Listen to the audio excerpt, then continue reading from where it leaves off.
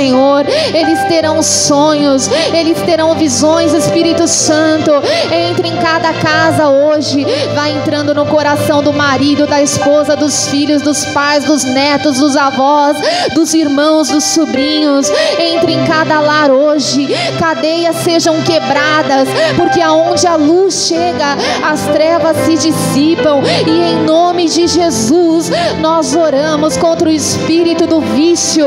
O espírito do vício, o espírito do vício sai dessa casa.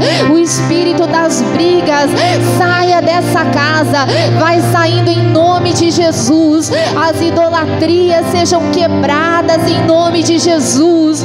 Oh, todo pensamento ruim, todo espírito de suicídio, de morte, de depressão, caia por terra dessa casa agora, em nome do Senhor Jesus. Todo espírito que se levanta contra a palavra de Cristo, sai agora dos nossos jovens, sai agora dos nossos filhos, em nome de Jesus. Ah, Pai, nós te agradecemos e declaramos que a nossa casa, levante as suas mãos e declare: a minha casa pertence ao Senhor Jesus. Vamos aplaudir o Senhor bem forte. Glória a Deus. Amém, queridos. Podem sentar. Graça e paz a todos. Bom dia. Que Deus continue abençoando a vida de todos. Tenho certeza que hoje você sai daqui completamente transformado, transformada. Amém, queridos. Quero fazer uma oração de prosperidade, mas eu quero te ensinar sobre a prosperidade antes. E eu quero que você abra a sua Bíblia em 2 Crônicas 31.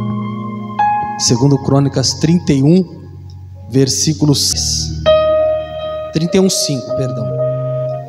E depois que este dito se divulgou, os filhos de Israel trouxeram muitas primícias de trigo, e de mosto, e de azeite, de mel, e de toda novidade do campo. Também os dízimos de tudo trouxeram em abundância. E os filhos de Israel e de Judá, que habitavam nas cidades de Judá, também trouxeram os dízimos das vacas, das ovelhas, e os dízimos das coisas sagradas que foram consagradas ao Senhor, seu Deus, e fizeram muitos grandes montões, como diz aquela tradução, empilharam tudo em grandes montões. Então veja que o rei, ele deu uma ordem, e ele disse: pessoal, tragam os dízimos e as ofertas para a casa do Senhor. O povo então sentiu aquela vontade de ser fiel a Deus, e foram fiéis nos dízimos, nas ofertas, e começaram a trazer. E olha que interessante, empilharam tudo em grandes montões. Então eles trouxeram seus dízimos, as suas ofertas. E diz a Bíblia no versículo 7, coloca o 7 para mim: começaram a amontoar as ofertas no 3º mês e terminaram no 7º. 8. Quando Ezequias e seus oficiais viram essas enormes pilhas de ofertas, bendiceram ao Senhor e abençoaram Israel, o seu povo. 9.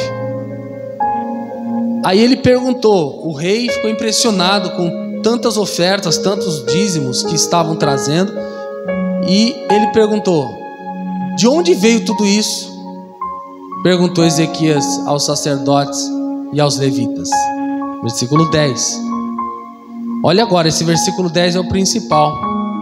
E sucedeu, e o sumo sacerdote Azarias, da família de Zadok, respondeu: desde que o povo, olha agora, diga desde, olha só, isso aqui faz toda a diferença. Então antes não existia, mas desde o quê? Que o povo começou a trazer todas as ofertas ao templo do Senhor.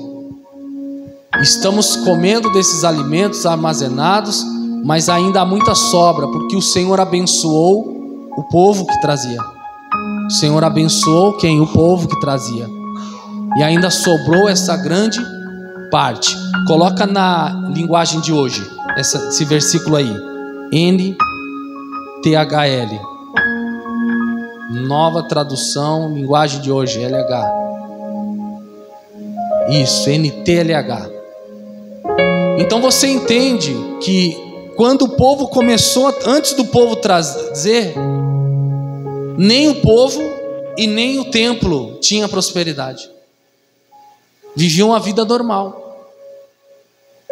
Só depois que o povo começou a trazer os dízimos e as ofertas, tanto o templo quanto quem trazia.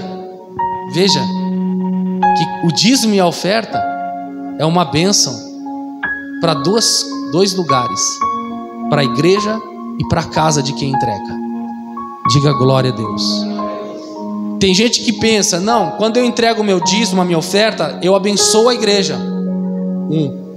Mas abençoa a tua casa também. Quem crê assim, diga amém.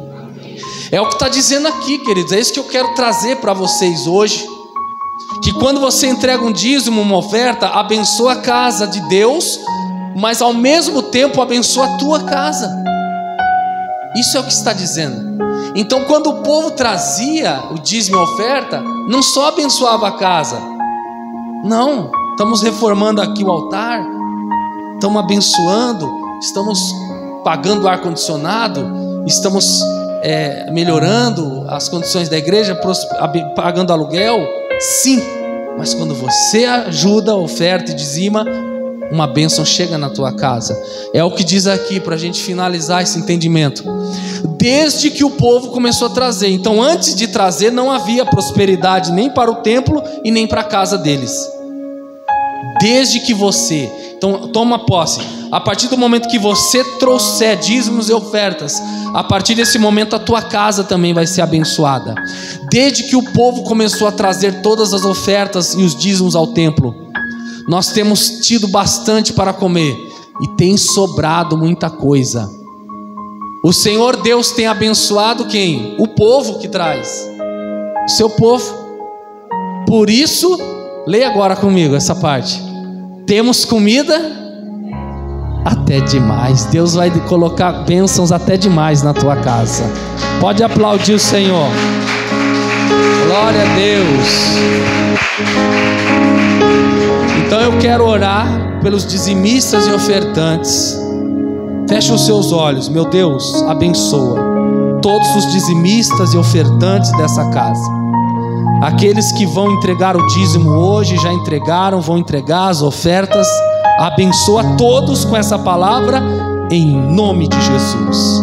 Amém, queridos. As irmãs vão passar envelope de dízimo, de oferta. Pode passar. Você que precisar do papelzinho do QR Code, do Pix, da conta da igreja, peça. Glória a Deus. Precisar da máquina. Então faça com entendimento. Faça o seu dízimo, a sua oferta com entendimento. O seu dízimo, esse envelope, você que precisar. Você que está assistindo pela YouTube também, sente de fazer uma oferta sobre essa palavra. Aí está o Pix da igreja, o CNPJ. Faça um Pix, uma oferta. Você que não está congregando em alguma igreja, quer fazer o seu dízimo nessa, faça em nome de Jesus. Dízimo, oferta. Peça, você que precisa do papelzinho do Pix, conta da igreja. Glória a Deus, precisa do cartão. Fique à vontade, queridos. Deus vai prosperar a tua vida. Teme porque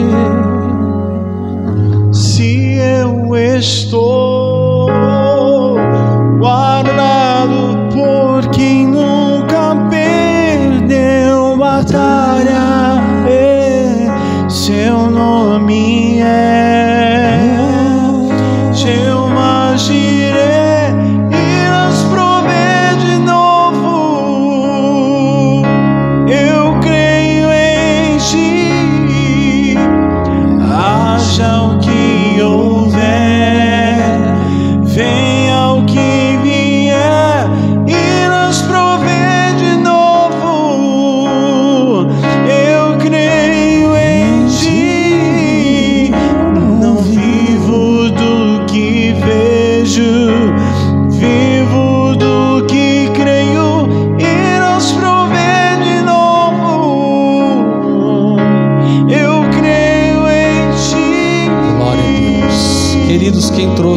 envelope de dízimo, de oferta.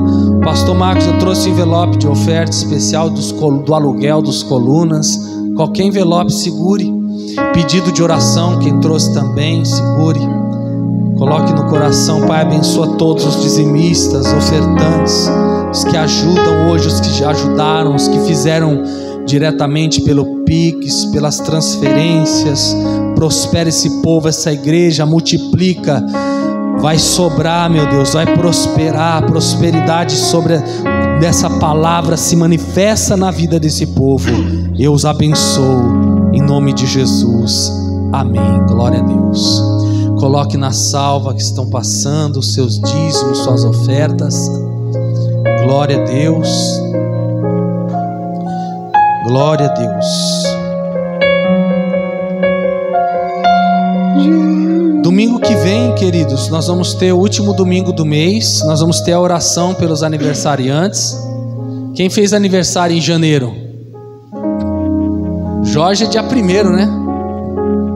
Ele faz dia 1º de janeiro. Todo mundo comemorando ano novo. Ah, meu aniversário também. Aí tá todo mundo comendo churrasco, lasanha. Aí ele fala, ah, hoje também é meu aniversário, sabia? Ah, é? Parabéns.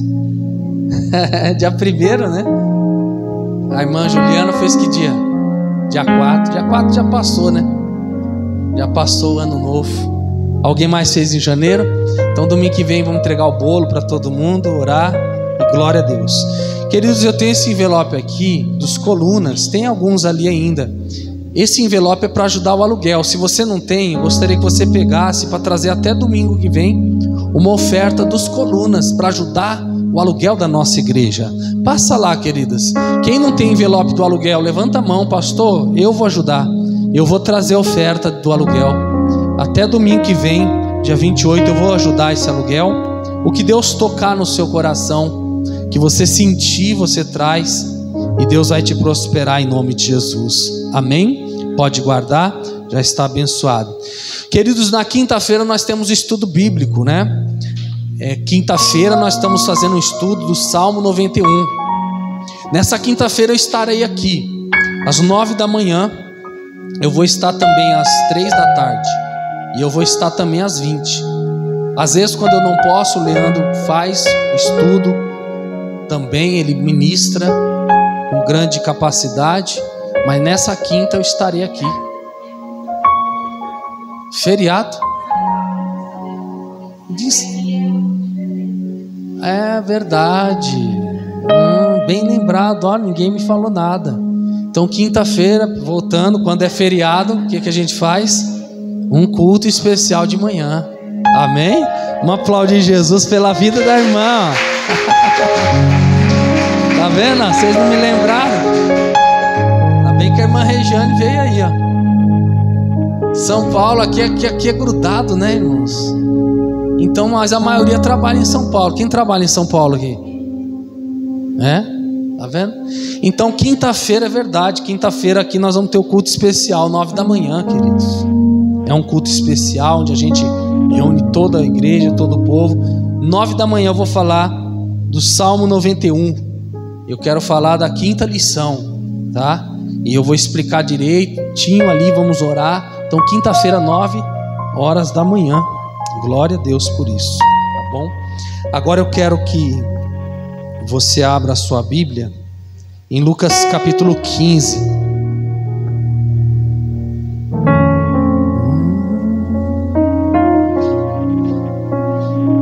Lucas 15.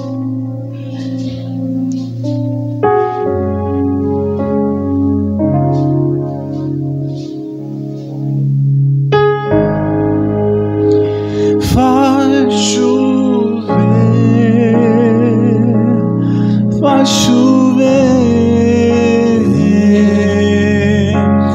abre as comportas dos céus e faz chover,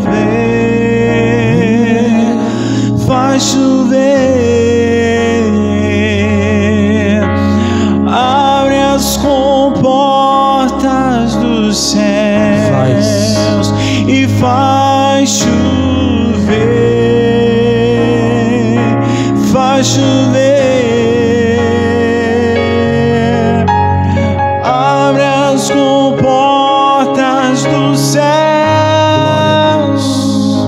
Queridos, nós vamos estudar agora.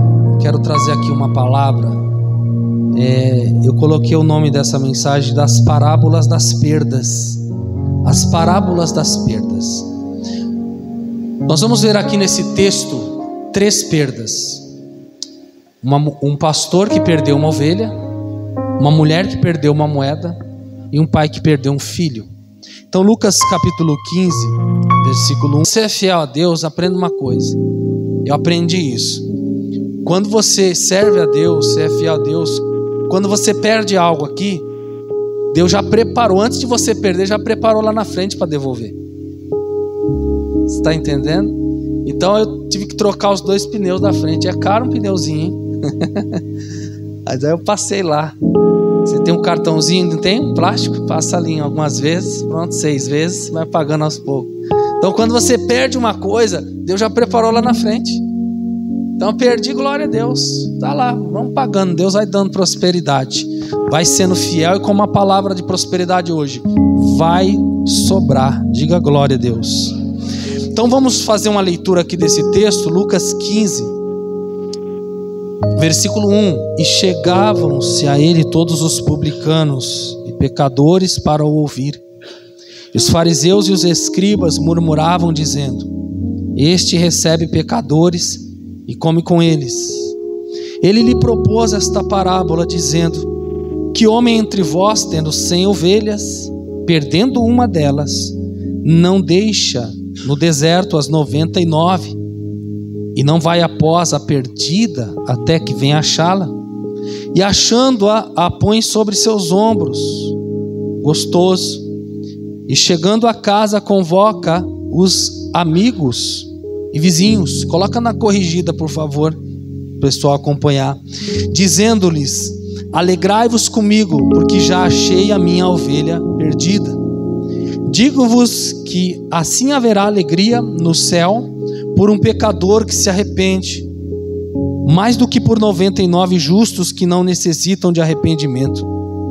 Ou qual a mulher que, tendo 10 dracmas moedas, se perder uma dracma, não acende a candeia, varre a casa, busca com diligência até achar, e achando-a convoca as amigas e vizinhas, dizendo: alegrai-vos comigo, porque já achei a dracma perdida. Assim vos digo que há alegria diante dos anjos de Deus por um pecador que se arrepende. E disse: certo homem tinha 2 filhos. O mais moço deles disse ao pai: pai, dá-me a parte da fazenda que me pertence. E ele repartiu por eles a fazenda. E poucos dias depois, o filho mais novo, ajuntando tudo, partiu para uma terra longínqua, e ali desperdiçou sua fazenda, vivendo dissolutamente. E havendo ele gastado tudo, houve naquela terra uma grande fome, e começou a padecer necessidades. E chegou-se a um dos cidadãos daquela terra, o qual o mandou para os seus campos a apacentar porcos. E desejava encher o seu estômago com as bolotas que os porcos comiam. Ninguém lhe dava nada. E tornando em si, disse: quantos jornaleiros empregados de meu pai têm a abundância de pão, e eu aqui pereço de fome? Levantar-me-ei, irei ter com meu pai, e dir-lhe-ei: pai, pequei contra o céu e perante ti. Já não sou digno de ser chamado teu filho, faze-me como um dos teus jornaleiros. E levantando-se foi para o seu pai, e quando ainda estava longe, viu o seu pai, e se moveu de íntima compaixão, e correndo lançou-se-lhe ao pescoço e o beijou. E o filho lhe disse: pai, pequei contra o céu perante ti, já não sou digno de ser chamado teu filho. Mas o pai disse aos seus servos: trazei depressa o melhor vestido, e vesti-lo, e pondo-lhe um anel na mão e alpargas nos pés. E trazei o bezerro cevado, e matai-o, e comamos, e alegremo-nos. Porque esse meu filho estava morto e reviveu, tinha-se perdido e foi achado. E começaram a alegrar-se. Queridos, esse capítulo aqui, ele é tremendo. Existem dezenas de lições, mas eu quero trazer aqui hoje pelo menos 10.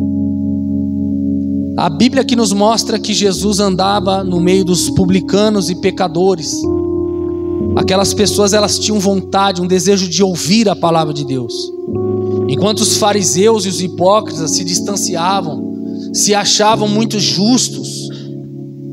Ao redor de Jesus sempre tinha um pecador, sempre tinha um publicano, uma pessoa falha, ouvindo, querendo saber mais de Deus.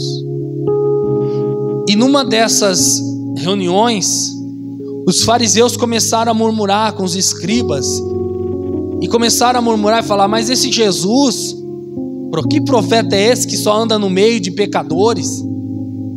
Ele tinha que andar no meio de pessoas, dos fariseus, das pessoas que aparentemente servem a Deus.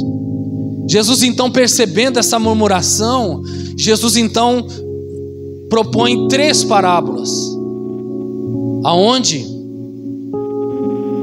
um homem, um pastor, perde uma ovelha, uma mulher perde uma moeda e um pai perde um filho. Então Jesus, ele conta essa parábola, porque através da parábola ele então trazia um entendimento mais fácil, mas para que o povo entendesse com mais facilidade. Jesus então, ele começa a falar que um homem, um pastor, perdeu uma ovelha. No versículo 4, que homem dentre vós tendo 100 ovelhas, perdendo uma delas, não deixa no deserto. Um ponto importante aqui nessas 3 perdas: o homem perdeu a ovelha, a mulher perdeu a moeda, o pai perdeu o filho. A primeira lição que eu tenho aqui para trazer: a vida continua após as perdas. Diga: a vida continua após as perdas. O homem perdeu uma ovelha, mas continuou vivendo. A mulher perdeu a moeda e continuou vivendo. O pai perdeu o filho e continuou vivendo. A sua perda não pode destruir a tua vida. Às vezes o diabo, ele quer destruir. Você perdeu algo, então porque perdeu você também vai morrer. Não. Se você perdeu, busque até achar. Mas se não achar, não tem problema nenhum, querido. Continua vivendo. Se você perdeu alguma coisa na sua vida e é algo que você tem que buscar, busque. Mas se não conseguir encontrar, continua vivendo. Não pare de viver. Diga: eu não posso parar de viver. Se conseguir achar, glória a Deus, tudo bem. Se não conseguir, tudo bem também. Veja que esse pai continuou vivendo quando o filho foi embora. Ele não parou de viver porque ele perdeu o filho. O homem não parou de viver porque perdeu uma ovelha. A mulher não parou de viver porque perdeu uma moeda. E às vezes nós paramos de viver porque perdemos algo. E Deus não quer isso. Perdeu, continua vivendo. Se for para recuperar, recupera. Se não der para recuperar, não tem problema nenhum. Continua vivendo. Segunda lição: você tem mais do que você perdeu. Diga: eu tenho mais do que eu perdi. E às vezes nós não enxergamos. Aqui nós lemos que o homem tinha 100 ovelhas. Quantas ele perdeu? Uma. Quantas ele ficou? Ele ficou com mais do que ele perdeu. Ele ainda tinha 99. A mulher tinha 10 moedas, perdeu uma, ficou com 9. Aquele pai, ele tinha 2 filhos, ele perdeu um, mas ele ainda tinha um. Respeite o que você tem. Há algum tempo atrás eu fiz, em alguns espaço de tempo, 2 velórios. E Deus ministrou ao meu coração uma palavra. Nesses 2 velórios, uma pessoa chegou e falou: a minha vida acabou. A minha vida acabou. Como é que eu vou fazer? Eu falei: a sua vida não acabou. A vida de quem morreu acabou. Mas olha só quantas pessoas estão vivas que precisam de você. Você vai ficar morrendo por quem morreu? Sendo que tem muita gente que está viva. Há uma dor da perda? Sim. Ao luto? Sim. Só que isso não é motivo para você morrer junto com a pessoa. Você tem que respeitar. Nós temos que respeitar quem está vivo ao nosso redor. E às vezes a pessoa: não, eu perdi algo. A pessoa perdeu algo e eu vou morrer com aquilo que eu perdi. E quem está vivo perto de você que precisa da tua ajuda? E eu falava para essas pessoas: você tem filhos, você tem netos. que estão vivos e precisam de você. Como é que você diz que a tua vida acabou? Eles precisam de você. Então nós temos que respeitar aquilo que nós temos. E às vezes olhamos para o que perdemos e não respeitamos aquilo que temos. Aquilo que nós temos, queridos. No versículo 4, o homem perdeu uma ovelha e deixou as 99 no deserto. Olha só. Que homem dentre vós tendo 100 ovelhas e perdendo uma delas, não deixa no deserto as 99. Aonde ele deixou as 99? Ele deixou ou abandonou? O que está escrito aí? Deixou ou abandonou? Deixou. Jesus não te abandonou no deserto. Ele te deixou no deserto. Você que está passando um deserto, Jesus não te abandonou, Ele te deixou. Você está entendendo a diferença? Abandonar é o que as pessoas fazem. Abandonou. Mas Jesus às vezes nos deixa no deserto. Só que deixar no deserto. Por que Ele deixa no deserto? Porque Ele sabe que vai morrer? Ou porque Ele sabe que vai vencer? Ele te deixou no deserto porque Ele sabe que você vai vencer esse deserto. Levanta uma de suas mãos, receba força. Jesus pode ter te deixado nesse deserto que você está enfrentando, e essa palavra vem para você, querido, querida. Ele te deixou nesse deserto porque Ele sabe que você tem capacidade para vencer esse deserto. Ele não te abandonou no deserto, Ele te deixou nesse deserto, e desse deserto você vai sair, você vai vencer, porque Deus te deixou, mas Ele não te abandonou no deserto. Ele não te abandonou. Às vezes Ele nos deixa, queridos, no deserto, porque Ele sabe que eu posso vencer no deserto. Ele não me abandonou, porque se Ele soubesse que as ovelhas iam morrer no deserto, Ele ia deixá-las lá? Não. Ele não ia deixá-las no deserto se Ele soubesse que elas iam morrer. Ele deixou por quê? Porque vocês tem capacidade de vencer o deserto. Diga: eu tenho capacidade de vencer o deserto. Então, se você está vivendo um deserto, Jesus te deixou, Ele não te abandonou. Ele já te deu capacidade para vencer o deserto. Então Ele deixa essa no deserto. Em versículo 5: e achando-a, a perdida, põe sobre os seus ombros. Veja, aqui, queridos, nós vamos entrar, vou falar um pouquinho da parte histórica. Por quê? Porque a história nos mostra, os relatos históricos, os estudos, que nessa época, quando o pastor perdia uma ovelha, aquela ovelha que não queria ficar junto com as outras, ele então ia atrás. E sabe o que ele fazia com a ovelha? Quebrava patas. O pastor quebrava as patas. Por isso que ele tinha que carregar no ombro, porque ela não conseguia andar mais. Então entenda, o pastor quebrava as patas, quebrava mesmo, e tinha que carregar ela então no ombro, até ela ficar curada. Então ele está trazendo agora aquela com as patas quebradas. Por que quebrou a pata? Porque ela estava saindo. E lá ela podia encontrar o quê? O lobo. Qual que é melhor? Viver com a pata quebrada ou ser devorado por um lobo? Você está entendendo? Às vezes Deus quebra nossas patas espirituais. Somos ovelhas. Às vezes Deus permite a situação nos quebrar. Nós somos quebrados. Pastor, no meu trabalho todo mundo está me perseguindo, está te quebrando. Isso está te empurrando para perto de Deus. Você não está entendendo? Está dando tudo errado na minha vida, está te quebrando. Jesus está permitindo para te empurrar para Ele. Porque se você não vier para Ele,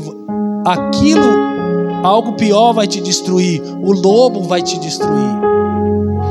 Então, às vezes Ele quebra as nossas patas. Ele permite as situações nos quebrar, queridos. Olha o que Ezequias disse. Coloca para mim Isaías 38. Isaías 38, versículo 13. Olha o que diz. Olha o que o Ezequias fala quando ele ficou doente. Eu sosseguei até a madrugada. Olha o que Deus fez com ele. Como um leão, leia comigo, quebrou todos os meus ossos. Desde amanhã até a noite me acabarás. Então Ezequias ele fala: Deus quebrou todos os meus ossos. Me quebrou. Mas por que Deus fez isso com Ezequias? Você lembra? No versículo 1. Coloca o versículo 1. Lembra dessa história? Naqueles dias Ezequias adoeceu de uma enfermidade mortal, onde Deus quebrou ele. Veio a ele Isaías, filho de Amós, o profeta, e lhe disse: assim diz o Senhor. Leia agora o motivo. Põe em ordem a tua casa, porque morrerás e não? Qual que é melhor, morrer ou ficar com os ossos quebrados? Está entendendo? E ele então entendeu. Deus me quebrou, deixou moído, mas vivo. Amém, queridos? Então ele quebrou. E ele então reconhece o Ezequias. Versículo 17, olha o que ele diz. Versículo 17, olha o que ele fala. Eis que para minha paz, eu o quê? Estive em grande amargura. Você está entendendo? Então aquela ovelha, imagine aquela ovelha. E o que acontecia? Aonde o pastor carregava agora as 99 era só dar ordem. E a outra ele tinha que estar carregando. Se ele deixasse, ela ficaria ali, porque ela não conseguia. Depois de algumas semanas ou alguns meses, as patas se curavam e ela começava a andar sozinha junto com as 99. E sabe o que essa ovelha que foi quebrada fazia? Ela nunca mais saía de perto do pastor. Amém? Por que ela não saía? O que você acha? Para não passar de novo o que passou. Então não saia do caminho do Senhor para você não passar o que você já passou um dia. Então coloque esse versículo aí. Olha que tremendo, na NBV. Olha só. Leia comigo. Agora eu posso compreender. Agora, depois de ser moído, machucado, todo esse sofrimento foi para quê? Para o meu próprio bem. Você está entendendo? Isso é tremendo, queridos. Então aquela ovelha agora que está curada, ela fala: eu estou com a vontade de ir lá para aquele mato lá. Só que aí ela pensa: não vou nada. Se eu for lá, eu vou ser quebrado as patas de novo. Vou continuar aqui no caminho do meu pastor com as outras 99. Então vamos voltar lá em Lucas 15. Volta na corrigida também, Lucas 15. Glória a Deus. Agora nós vamos ver que aquela mulher também perdeu. Versículo 8, 15, 8. Ou qual a mulher que tendo 10 dracmas moedas, se perder uma dracma, não acende a candeia, varre a casa e busca com diligência até achar? Então essa mulher, ela perde a moeda, ela teve que perder, entenda essa parte, ela teve que perder para acender a luz e para varrer a casa. Então, às vezes nós temos que perder alguma coisa. Para quê? Para acender a luz. E você sabe o que é a luz de Deus? O que é a lâmpada de Deus? Coloca para mim aí, o que é a lâmpada de Deus? Provérbios 20, 27. Você que não sabe o que é a lâmpada. O que é a lâmpada de Deus, pastor? Que tem que ser acesa. Provérbios 20, versículo 27. Provérbios 20, 27. Pastor, o que é a lâmpada de Deus que deve ser acesa? Provérbios 20, 27. Leia comigo. A alma do homem é a lâmpada do Senhor. Olha. A nossa alma, tem uma tradução que diz que o nosso espírito, porque a alma é grudada no espírito, então o nosso espírito é a lâmpada do Senhor. Então, se nós somos uma lâmpada, essa lâmpada tem que iluminar, tem que acender. E só vai acender se eu buscar azeite. Na época eles acendiam a lamparina com azeite, fogo. E se eu não buscar, não orar, não ouvir a palavra, não buscar o Senhor, eu sou lâmpada, mas sou uma lâmpada apagada. Para que serve uma lâmpada apagada? Serve para alguma coisa? Não, você está na sua casa, está apagado. Para que serve? A lâmpada acesa serve para iluminar. Então às vezes Deus permite a gente perder alguma coisa, dá tudo errado para a gente parar. Não, eu preciso acender minha lâmpada. Eu preciso acender o meu espírito. E quando você acende o seu espírito, você vai ver a sujeira. Volta lá em Lucas 15. Lucas 15, versículo 8. Ela viu a sujeira e varreu. Varreu. Ela começou a varrer, porque ela começou a ver o que estava errado. Então nós precisamos iluminar.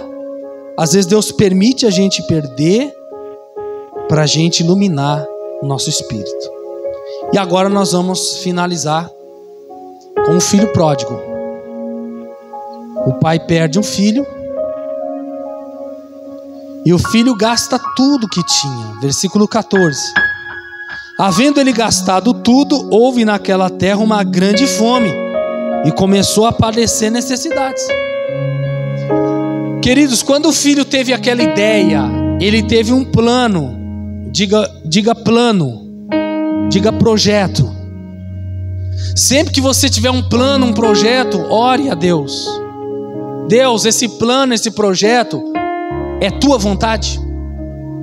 Porque às vezes o plano que eu tenho, o meu projeto, não é a vontade de Deus. Então aqui tem mais uma lição. Abandone hoje o plano antes de dar errado. Você está entendendo? Qual que é melhor? Você ir num plano que não é a vontade de Deus e dar tudo errado, como deu o plano do filho pródigo, que padeceu necessidade, desejava comer comida de porcos? Ou você parar o plano antes de chegar no fundo do poço? É melhor parar antes. Então, abandone o plano antes de dar errado. Diga glória a Deus, queridos. Abandone. Deus, me mostra se esse plano não é teu, se esse projeto não é seu. Eu quero abandonar antes de dar errado. Eu quero abandonar. O filho então, ele decide voltar. No versículo 19, ele chega e fala: pai, eu não sou digno de ser chamado teu filho. Faze-me como um dos teus trabalhadores. O pai então o aceita de volta, faz uma grande festa. E no versículo 24 ele diz: esse meu filho estava morto e reviveu, tinha se perdido e foi achado. E começaram a alegrar-se. Queridos, nós lemos esse texto e nós então vemos que 3 pessoas perderam 3 coisas. Mas aqui tem algo interessante que difere. O pastor perdeu a ovelha e foi atrás buscar a ovelha. A mulher perdeu a moeda e foi buscar a moeda. O pai perdeu o filho, foi buscar o filho? Não. Por que não? Porque o filho sabe o caminho de volta. Quem é filho sabe o caminho da volta. A ovelha não sabia o caminho de volta. A moeda não sabe voltar. Mas quem é filho sabe voltar, queridos. Então, se você é um filho, uma filha de Deus, você sabe o caminho certo. Não precisa ninguém te buscar como a ovelha, como a moeda. Você sabe. Você sabe quando você está num caminho que não é o caminho certo. E sempre você vai saber. Daqui 20 anos, daqui 30 anos, se você for num lugar mais sujo desse mundo, uma pessoa que já foi cheia do Espírito Santo que está lá, pergunta para ela: você sabe o caminho de volta? Você conhece pessoas desviadas? Você conhece ou não conhece? Pergunta para ela: não, eu sei. Um dia eu vou voltar. Só que tem gente que parte antes porque não dá tempo.